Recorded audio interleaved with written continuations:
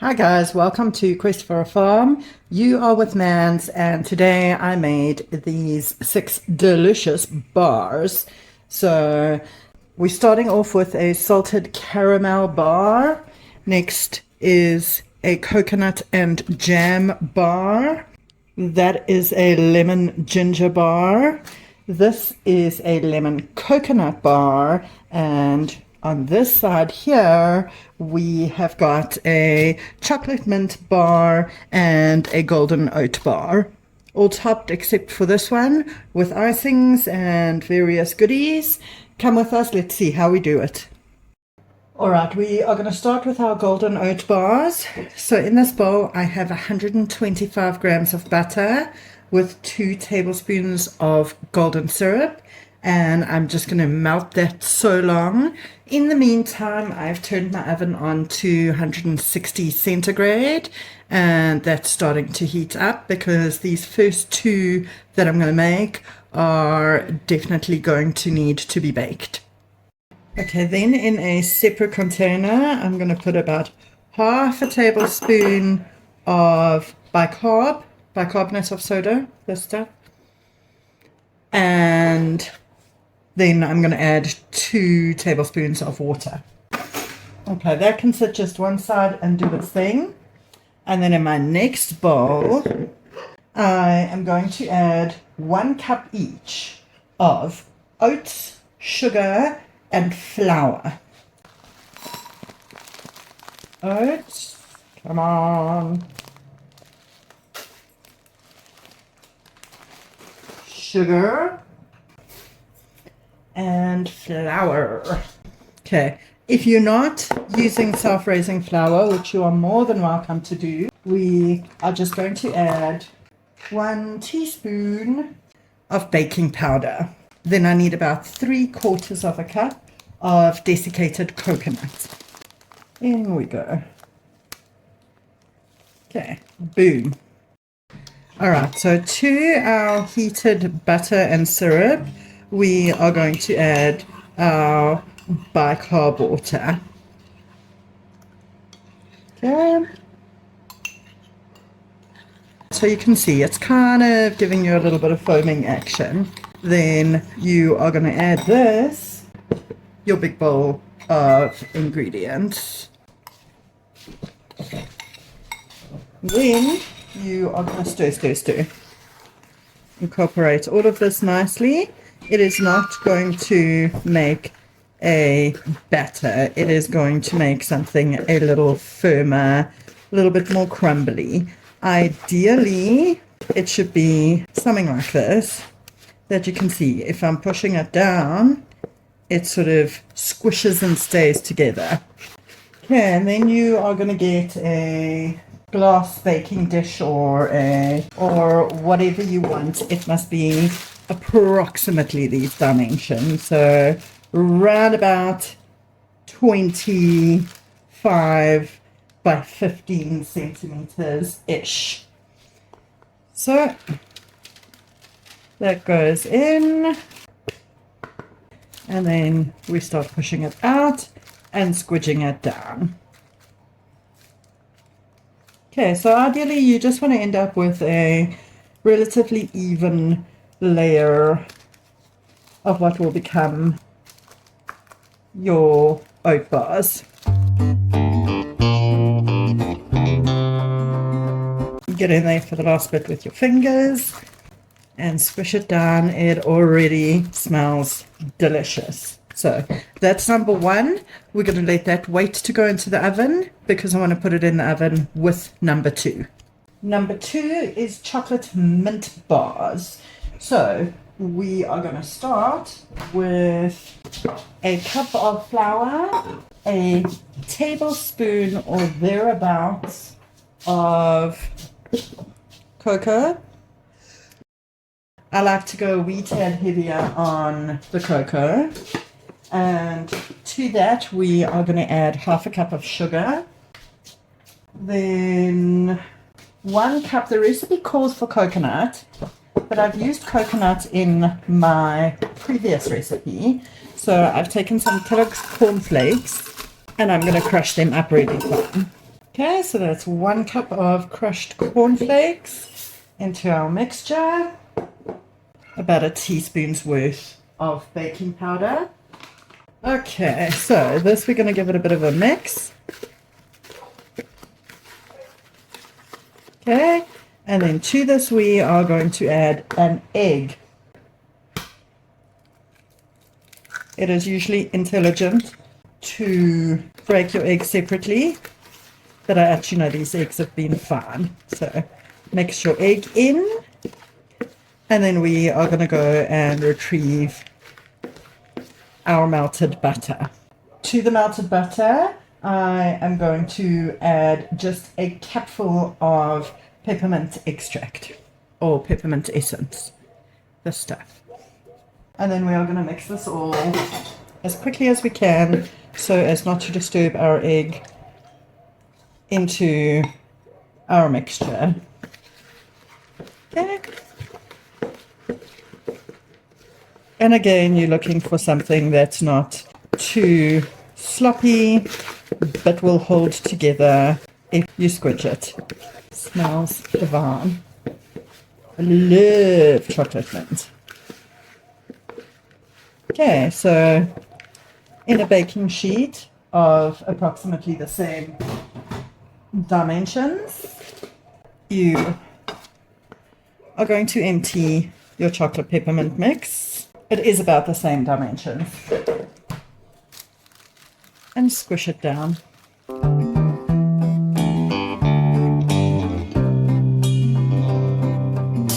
Okay, and with that, both of our bars can go into the oven. Remember, it was 160 degrees and they're going to take about 20 minutes to cook. Right, so I've just given my bowl a bit of a rinse out, sorry, but I haven't washed it like crazy insane. So my next cookie is going to be a lemon coconut cookie. So we're going to start with 1 pack of crushed Mari biscuits. Okay, on top of that, we are going to put a cup of desiccated coconut.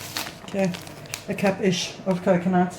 Okay, then we are going to add the grated zest of a lemon. Okay, and hang on to your lemon, you will be using it later.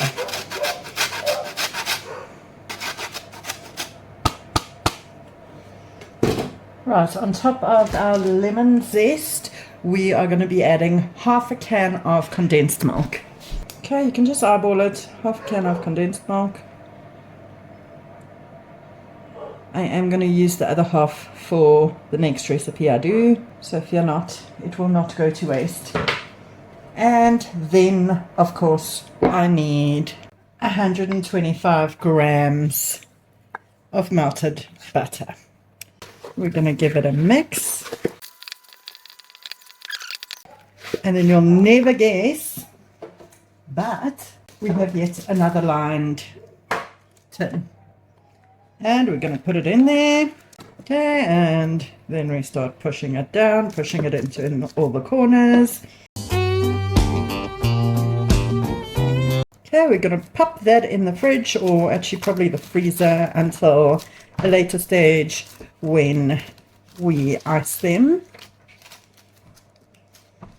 And my kid's just walked into the room, so he can go put it in the freezer for me. Yay! Alright, and without any further ado, we are going to get into our ginger lemon biscuits. Into my bowl goes a whole packet of crushed ginger biscuits. Then on top of that goes a whole cup of crushed Kellogg's cornflakes. The original recipe calls for coconut, but like I said, I don't want everything too coconutty, and coconut is not my mom's ultimate favorite. Then we are going to zest our mixed lemon.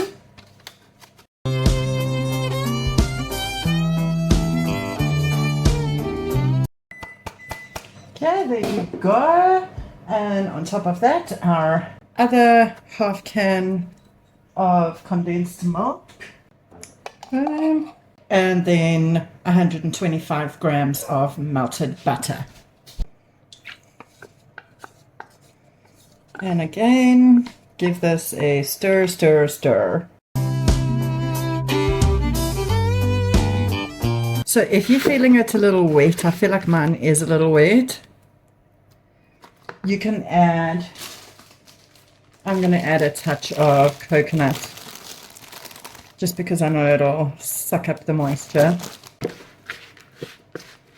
Okay, then we are going to need yet another lined baking tray. Right, and that is what she looks like. So into the freezer with that, and my two other thingy-madookies have just come out of the oven. Let's have a look at them. So these are the golden oat bars, and these are the chocolate mint bars. I'm going to start letting them cool down and ice them, and you want to ice them when they're slightly warm but not piping hot like this. Alright, I actually had some frozen buttercream icing in my freezer, so I am going to use this. Cheat. Okay, so I actually want a really thin layer of icing on them. So I'm going to just plop it central. Remember, the heat of your cakes or your bars will help your icing to spread.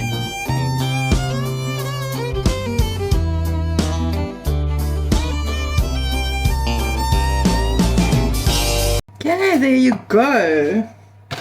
Now let's move on to the icing for our two no-bake bars. Okay, and then for my icing, I am going to use, for my no-bake bars, about 1.5 cups of icing sugar. Then I'm just going to put just like a teaspoon of butter in there for no apparent reason. And then remember those lemons that we used the rinds for? I am going to juice an entire lemon into here. I've actually halved her recipe. I don't want as much icing as the recipe that I saw on Selena's channel. So do with that information as you wish. That can go in my compost heap. And you could always obviously use store-bought lemon juice if you wanted to. I just used these because I needed the zest. And then we don't want our pips in either our icing or our compost heap, lest we end up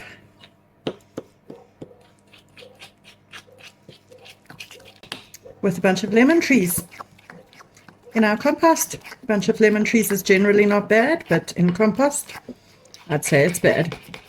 Okay, make sure that it's nicely mixed and lump free. And then all we need to do is retrieve our bars from my freezer. Hopefully they're cold enough so that I can ice them. Okay, they are nice and solid and very cold. So I'm going to now try and divvy out half and half. And try again, get a really thin layer over the top of them. Got to work a little quickly here because your icing is going to want to set on you. Okay, there's my one, and here are my ginger lemons. Funny how you have these momentary flashbacks. I worked in the nail industry for almost 20 years, and this is somewhat reminiscent of self-leveling gel for me. And then, of course, whatever is left on the spoon is chef's treat. Right, so these will freeze really well in a airtight container once everything's all set up. So I'm going to pop them into the fridge now. I'm going to let my other ones cook, and then I've just got 2 more bars to do. All right, so recycling our bowl, we are now going to do a coconut and jam one. So we are going to add just a smidge over 1.5 cups of flour. So it's about 200 grams of flour. To this, we are going to add about a teaspoon of baking powder to make it self-raising flour. To that, we are going to add 140 grams of butter and a teaspoon of vanilla. And I forgot my vanilla. Okay, and then we are going to start crumbling this. You can, of course, do it in a food processor if you are not a sucker for punishment. What are you two weirdos doing? Looking at, well, I don't know what he's doing. I'm looking at what you're doing. He's kind of following me around. He's like a weird, demented shadow. You're saying he's weird and demented. Look at you. Actually, I wanted to ask you quickly. If Nico and I can take a square of the oat thingy. Poor Nico is starving, he tells me. He hasn't had a single bite since this morning. Okay, so once it's semi-crumbled, add about 1/3 of a cup of sugar in and finish your crumbling process. Okay, we are now going to haul out our hand blender, electric beater, stand mixer or food processor. For me, it's a electric beater. Add 1 large egg and beat it.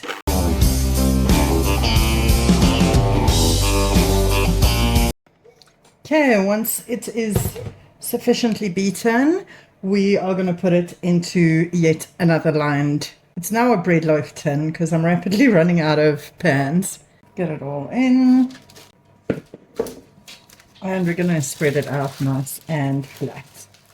Okay, once you've got it spread out nice and flat, you can add some jam to the top. About 1/2 cup should do it. I'm using some of our homemade watermelon jam and just spread it out. Okay, a nice little layer of jam on the top.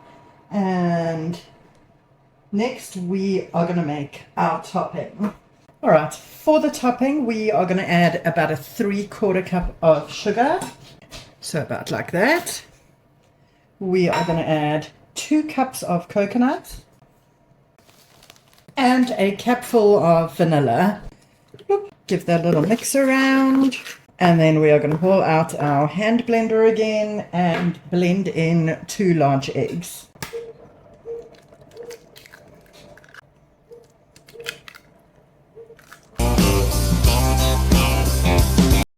Right, so next we are going to put this almost like a crumble, but we're going to press it down. You can see it'll hold its shape onto the top of our jam layer.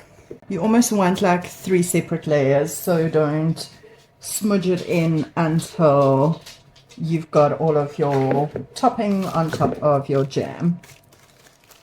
Okay, you can start pressing it in. Okay, and then that will go into the oven for about 20 minutes. Alright, so for our salted caramel bars, we are going to, in my bowl already, I have 125 grams or a cup of self-raising flour, 90 grams or a cup of oats, and to that I am adding 125 grams of sugar. And 125 grams of sugar, for those who didn't know, is just a shade over 1/2 cup.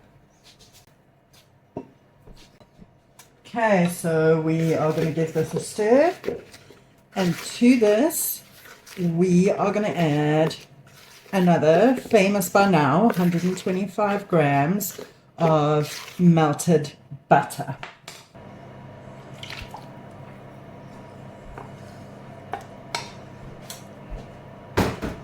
Right, we're going to give that a stir.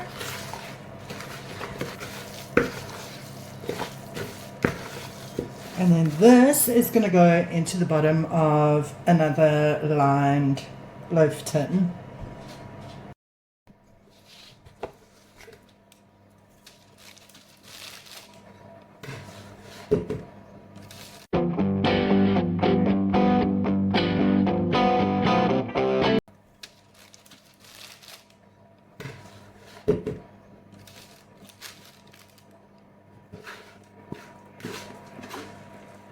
it is decided. So while that is baking, I have got in a pot about a tin's worth of condensed milk. I made it myself, so it's roughly a can. About 20-ish grams of butter, and then 2 tablespoons of golden syrup.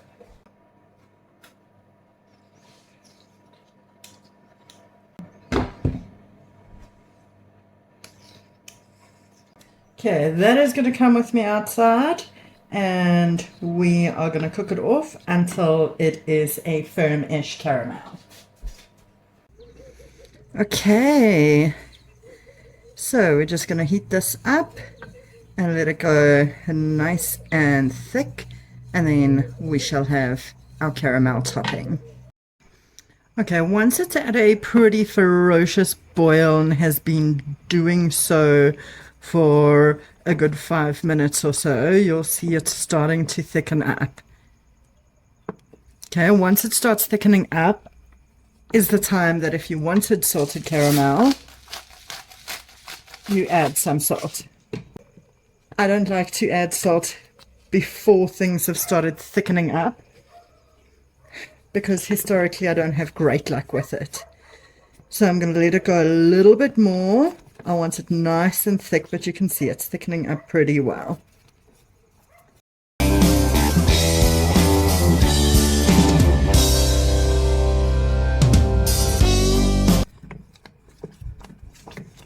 Okay, so once it's at about this consistency, you can see it's nice, sort of pourable, spreadable consistency. You can turn your gas off. And let's go get it onto our base. Alright, our base has just come out of the oven. You can see it's not super browned. It's just a light golden color.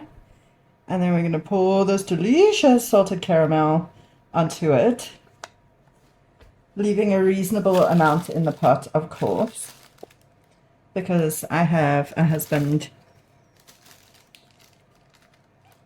and 2 teenage boys, at the moment 3, in my house. So I would not be forgiven for using all of the caramel.